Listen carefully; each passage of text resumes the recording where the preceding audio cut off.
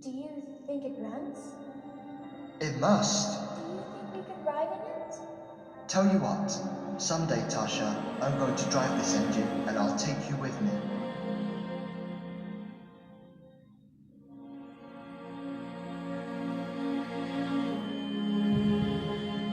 Where's your magic now, pile of dirt?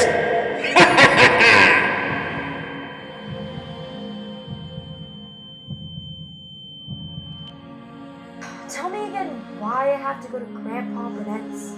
The love of his life just passed away. He's the one who cut himself off from everybody.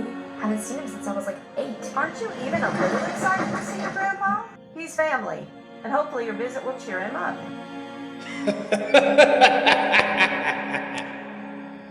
Hey Thomas, can you take Lily back to her grandfather from the Muffled Mountain?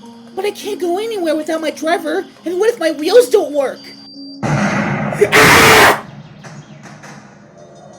And how will I ever go back again?